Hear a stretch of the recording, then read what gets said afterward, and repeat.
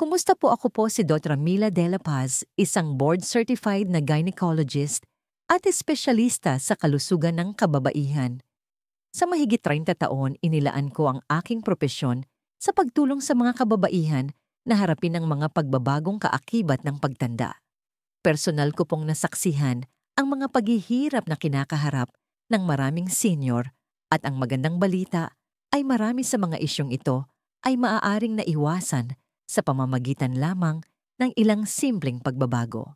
Alam niyo po ba na ang pagpapabaya sa isang simpleng gawain ay maaaring dublihin ang panganib ng masakit na pakikipagtalik pagkatapos ng edad 62 nang hindi ninyo namamalayan? Araw-araw libu-libong nakatatandang kababaihan ang tahimik na nawawalan ng ginhawa, pakiramdam at kumpiyansa dahil walang nagbabala sa kanila kung paano alagaan ang isa sa pinakamahalagang bahagi ng kanilang katawan, ang kalusugan ng kanilang ari at pelvic area. Iniisip ng karamihan na ang kalusugang pampelvic ay tungkol lamang sa sex o panganganak. Ngunit paano kung sabihin ko sa inyo na ang paraan ng pag-aalaga ninyo rito ay nakakaapekto sa inyong pagkontrol, sa pag-sa inyong pagtulog, at maging sa inyong kumpiyansa bilang isang babae? Ngayon ipapakita ko sa inyo ang 4 na mahahalagang payo sa pag-aalaga na dapat sundin ng bawat babae na higit sa 60 taong gulang upang mapanatili hindi lamang ang kanilang intimacy, kundi pati na rin ang kalidad ng kanilang buhay. Ang mga ito ay mga praktikal na hakbang na sinusuportahan ng siyensya na maaari ninyong simulan ngayon. Walang tableta, walang operasyon. At kung mananatili kayo hanggang sa dulo, ibubunyag ko ang 2 karagdagang gawi na hindi pa naririnig ng karamihan sa mga kababaihan, ngunit maaaring ito ang nawawalang susi sa pagprotekta ng inyong sigla sa mga darating na taon. Bago tayo magpatuloy, siguraduhing pindutin ang subscribe button at i-on ang bell icon para hindi ninyo mapalampas ang iba pang mahahalagang payo sa kalusugan ng kababaihan na idinisenyo upang mapanatili kayong malakas, may tiwala sa sarili, at may kaalaman pagkatapos ng edad 60. Kung nakita ninyong nakakatulong ang video na ito, i-type ang 1 sa mga komento para ipakita ang inyong suporta. Kung hindi, i-type ang 0 at ipaalam sa akin kung paano ko pa mapapabuti ang mga susunod na content para sa inyo. Ngayon simulan natin sa una at marahil ang pinakanapapabayaang haligi ng pangangalaga sa pelvic pagkatapos ng edad 60, ang pananatili nitong aktibo. Dahil maniwala man kayo o hindi tulad ng inyong mga kalamnan o memorya, kung hindi ninyo ito gagamitin, ito ay mawawala, panatilihing aktibo o panganib na mawala ng ginhawa at paggana. Isa sa mga pinakakaraniwang pagkakamali na nakikita ko sa mga nakatatandang kababaihan ay ang pag-aakala na ang kanilang kalusugang sexual at pampelvic ay natural na humihina habang tumatanda at wala na silang magagawa tungkol dito. Ngunit hindi po iyon totoo. Sa katunayan, ang tunay na trahedya ay hindi ang menopause, kundi ang kawalan ng paggamit. Tulad ng inyong mga binti na hihina, kung titigil kayo sa paglalakad, ang mga tissue sa inyong ari ay nawawalan ng pagkaelastiko, kahalumigmigan at tono kung hindi regular na nasisigla. At hindi lang po sex ang tinutukoy ko. Ang pinag-uusapan ko po ay ang daloy ng dugo, ang pagpapanatiling malakas ng pelvic floor, at ang pagpapanatiling malusog at tumutugon ng mga tissue. Nagamot ko na ang mga kababaihan sa kanilang 70s at kahit 80s na nadidismaya sa panunuyo, sakit o pagtagas ng ihi para lamang matuklasan na hindi nila sinasadyang itinigil ang pakikipag-ugnayan sa kanilang sariling katawan.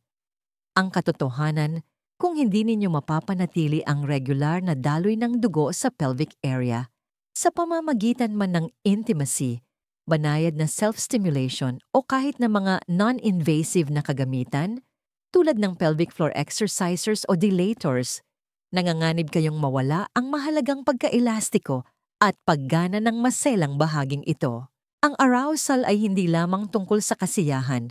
Ito ang paraan ng inyong katawan upang mapanatili ang sirkulasyon at natural na lubrikasyon sa mga tissue na kung hindi ay maaring numipis at maging marupok, isang kondisyon na tinatawag na vaginal atrophy. Kapag pinapanatili ninyong aktibo ang inyong pelvic region, hindi lamang ninyo pinapanatili ang inyong kakayahang mag-enjoy sa intimacy. Pinoprotektahan din ninyo ang inyong kumpiyansa, ang inyong pakiramdam ng sigla, at ang inyong koneksyon sa inyong partner. Ito ay isang uri ng paggalang sa sarili. Isa rin itong senyales sa inyong utak at katawan na nagmamalasakit pa rin kayo sa inyong kalusugan at na kayo ay buhay na buhay pa rin. Ang mga kababaihan na sineseryoso ang payong ito ay madalas na bumabalik pagkaraan ng ilang buwan na may tahimik na ngiti at isang bagong natuklasang pakiramdam ng ginhawa. Pakiramdam nila ay sila na ulit, hindi dahil sa isang milagrosong gamot, kundi dahil muli silang nakipag-ugnayan sa kanilang sariling biyolohiya. Kaya kung nahulog kayo sa gawin ng pagpapabaya, hinihimok ko kayong magsimula ng dahan-dahan. Hindi ninyo kailangang pilitin ang anumang bagay. Pasiglahin lamang ang regular na daloy ng dugo, panatilihing buhay ang koneksyon at panoorin kung paano magsisimulang tumugon ang inyong katawan. Ngayon, simula pa lang yan. Dahil kahit ang pinakamalusog na gawi ay maaaring masira ng isang tahimik na banta na nagtatago sa harap mismo natin at ito ay isang bagay na binabalewala ng maraming kababaihan hanggang sa huli na ang lahat. Pag-usapan natin iyan sa susunod. Kung narito pa rin kayo at tumatagos sa inyo ang mga payong ito, mag-type ng numerong 1 sa mga komento para ipaalam sa akin na seryoso kayo sa pangangalaga ng inyong kalusugan. Ngayon, magpatuloy tayo. Ang susunod na ito ay maaaring ang pinakanapapabayaang hakbang sa lahat. Unahin ang kalinisan, ito'y higit pa sa pagiging malinis. Hindi ko na mabilang kung ilang beses akong umupo sa harap ng isang babae sa kanyang 60s o 70s na tumingin sa aking mga mata at sinabing, "Dok, wala pong nagsabi sa akin na mahalaga pala ang mga bagay na ito." At ang totoo, karamihan sa mga kababaihan ay hindi kailanman tinuruan na ang tamang kalinisan ng ari pagkatapos ng menopause ay higit pa sa pakiramdam na malinis. Ito ay tungkol sa pagprotekta sa isa sa mga pinakasensitibo at mahinang bahagi ng inyong katawan mula sa pangmatagalang pinsala. Pagkatapos ng edad 6 na numinipis ang inyong balat, nagbabago ang pH balance ng inyong ari at humihina ang natural na depensa ng inyong katawan laban sa impeksyon. Ibig sabihin, ang isang marahas o pabayang paraan ng kalinisan ay maaaring maging isang nakatagong daan patungo sa mga seryosong problema. Anong uri ng mga problema? Paulit-ulit na urinary tract infections, UTIs, masakit na yeast infections at bacterial vaginosis. Alam kong nakakabahala iyan at dapat lang. Hindi lamang ito mga simpleng abala. Maaari itong humantong sa malalang discomfort na lubhang nakakaapekto sa kalidad ng inyong buhay. Kapag gumagamit kayo ng matatapang at mababangong sabon, o mas malala ang pagdadosing, tinatanggal ninyo ang mga mabuting bakterya na nagpoprotekta sa inyo. Nakakagambala ito sa inyong natural na pH na lumilikha ng isang kapaligiran kung saan maaaring dumami ang masasamang bakterya at yeast. Maaaring hindi ninyo ito mapansin sa simula. Marahil kaunting pangangati, kaunting iritasyon, ngunit sa paglipas ng panahon, ang mga maliliit na senyales na iyon ay maaaring lumaki at maging isang siklo ng pabalik-balik na impeksyon. Ang solusyon gayunpaman ay simple at mabisa araw-araw na paghugas ng panlabas na bahagi ng ari, vulva, gamit ang maligamgam na tubig at kung kinakailangan isang banayad, walang pabango at pH balance na cleanser.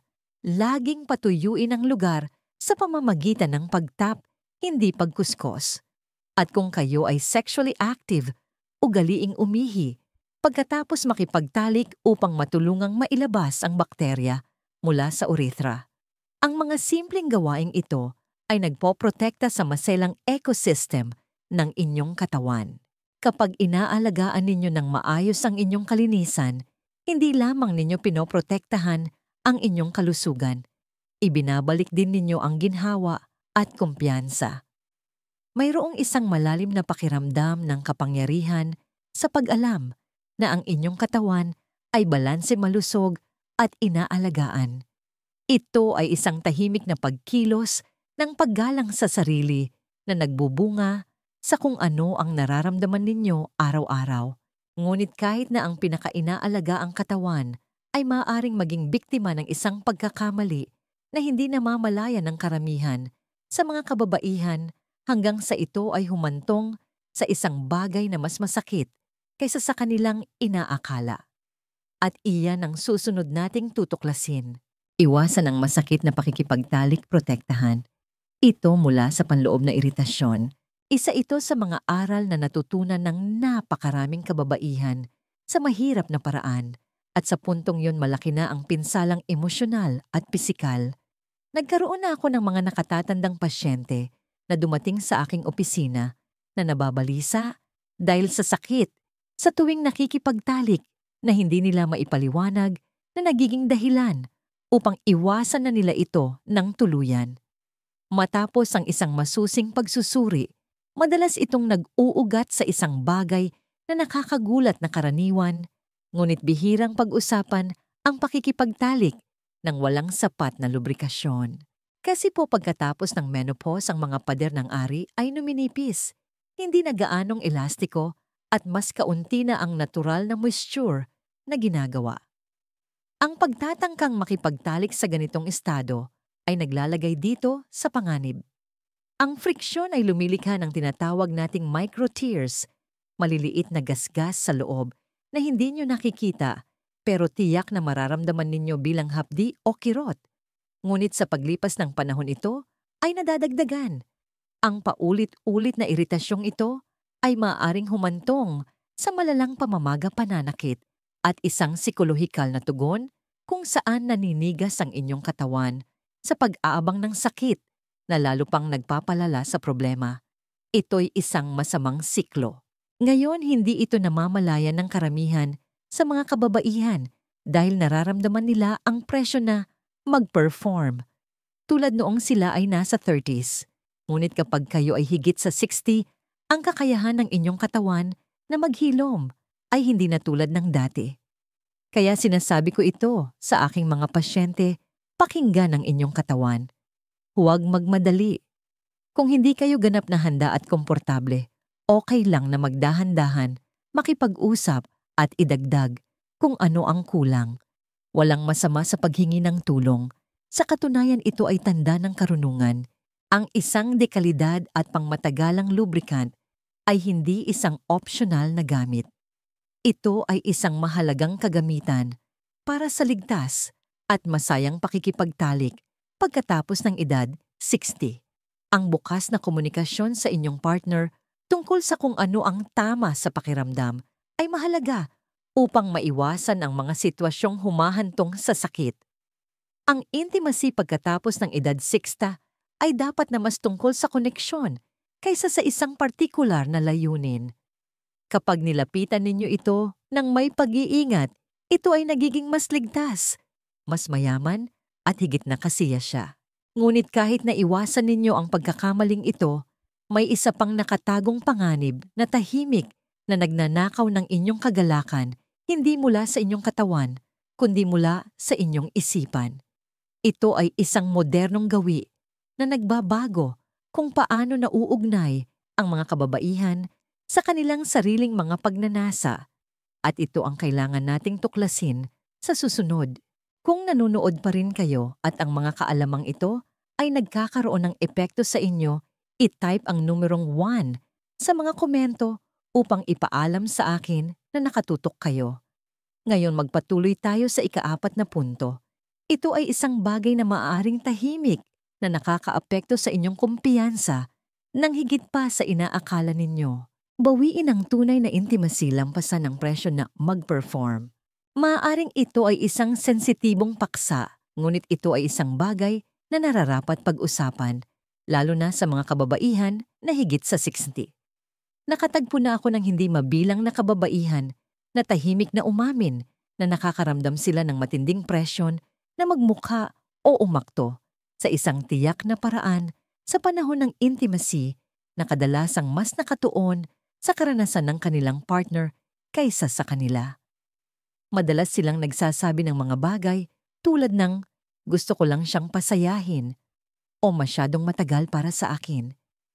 Ngunit ang hindi nila palaging napagtatanto ay sa paglipas ng panahon, ang gawin na ito ay maaaring unti-unting sirain ang pundasyon ng kanilang sariling kalusugang sekswal at ang kanilang kakayahang kumonekta sa kanilang sariling kasiyahan. Habang tayo ay tumatanda, nagbabago ang ating katawan at mga pangangailangan. Ang dating madaling nakakapagpasigla sa atin ay maaaring mangailangan na ngayon ng mas maraming oras, mas partikular na haplos o ibang uri ng koneksyon. Kapag palagi kayong nag-aalala tungkol sa performance o sa hitsura ng inyong katawan, hindi makapag-relax ang inyong utak para makaramdam ng kasiyahan. Nagsisimula nitong iugnay ang intimacy sa pagkabalisa, hindi sa arousal. Dahan-dahan ang totoong intimacy ay maaaring magsimulang maging parang isang tungkulin, hindi na gaanong kasiya siya. Ang kislap na dati ninyong nararamdaman ay maaaring kumupas, hindi dahil nawala ang koneksyon, kundi dahil ang inyong isipan ay nasanay na mag-focus sa lahat ng bagay maliban sa inyong sariling karanasan. Ang pinakamalungkot na bahagi, hindi ito nakikita ng karamihan sa mga kababaihan. Napapansin na lang nila na hindi na sila gaanong interesado, na hindi na tumutugon ang kanilang katawan tulad ng dati, na ang pagiging malapit sa isang tao ay hindi na nagpapaalab ng parehong apoy. Nakita ko na itong mangyari nang paulit-ulit at bagamat hindi ito dapat ikahiya, ito ay isang bagay na dapat harapin.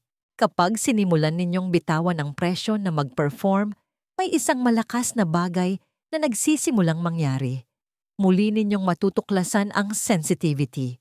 Magsisimula kayong pahalagahan ang haplos para sa sarili nitong kapakanan, ang tunay na koneksyon ng tao. Bumabalik ang inyong imahinasyon at kasama nito ang inyong kumpiyansa at pagkakakilanlan. Hindi ito tungkol sa pagiging makasarili.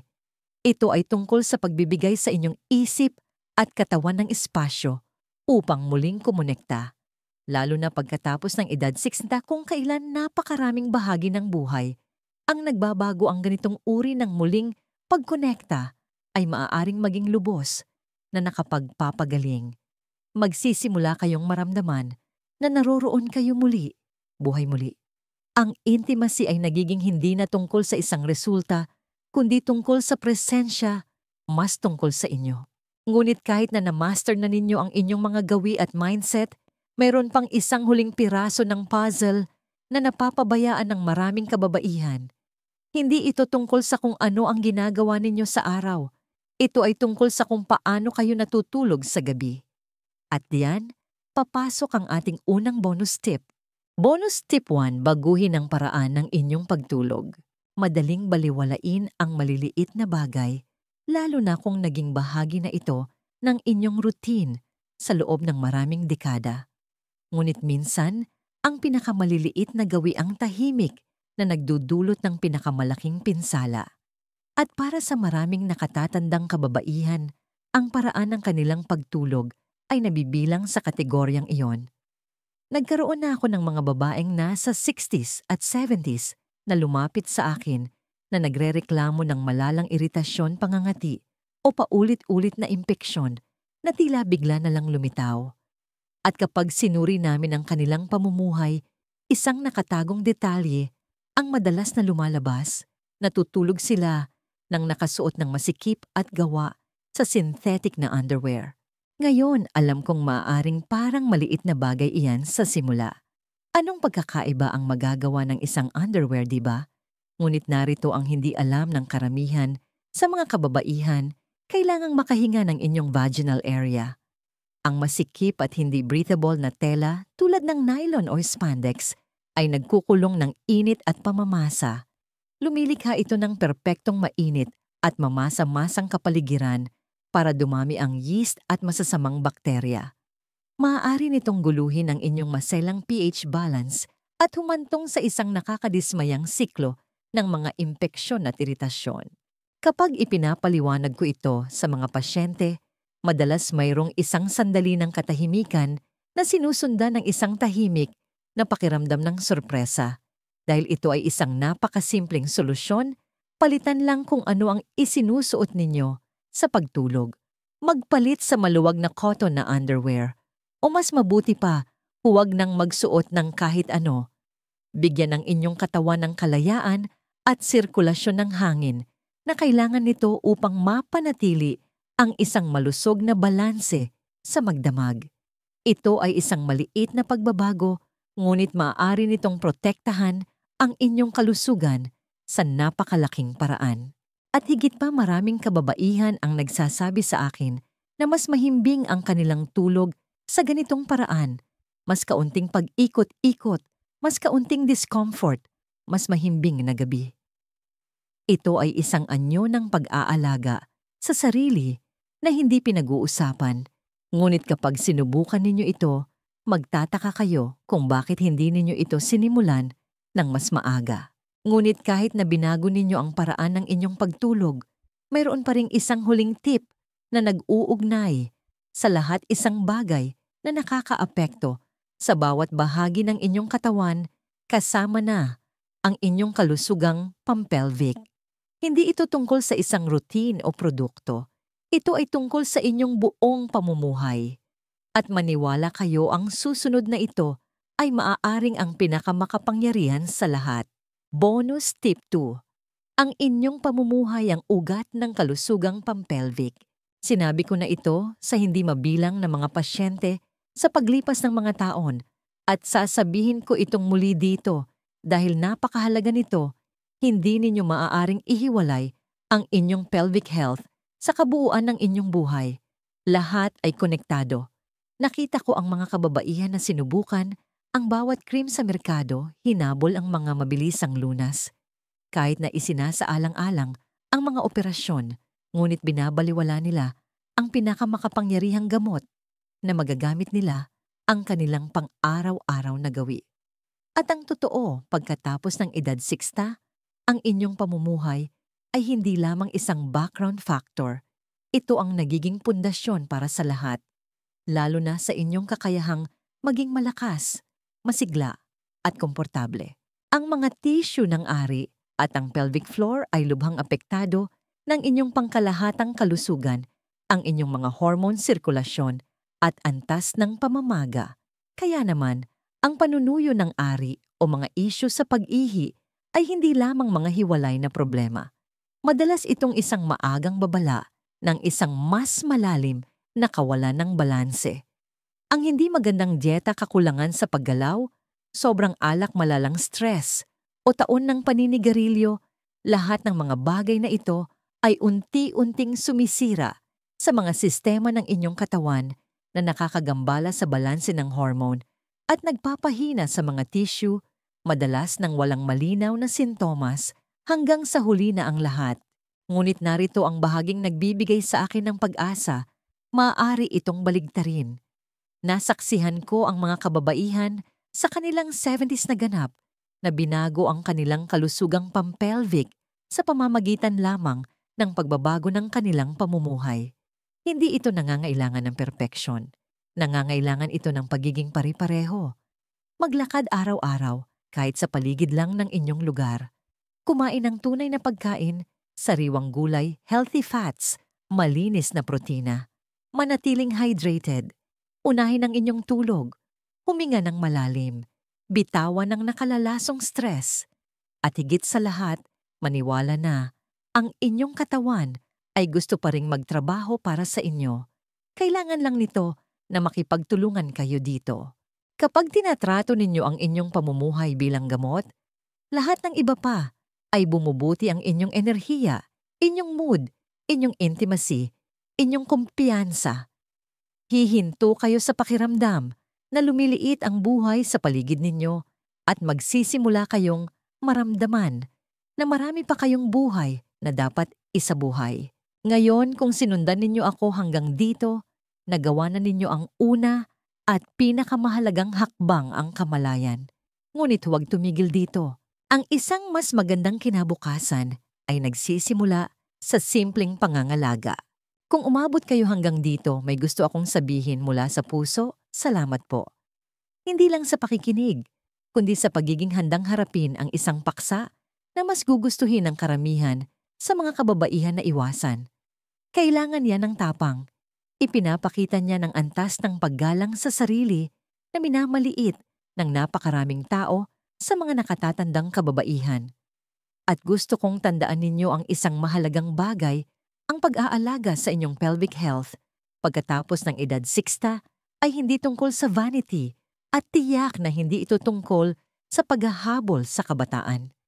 Ito ay tungkol sa pagpapanatili ng koneksyon, pag-iingat ng kumpiyansa at pagprotekta sa bahagi ninyo na gusto pa ring makaramdam na buhay komportable at buo.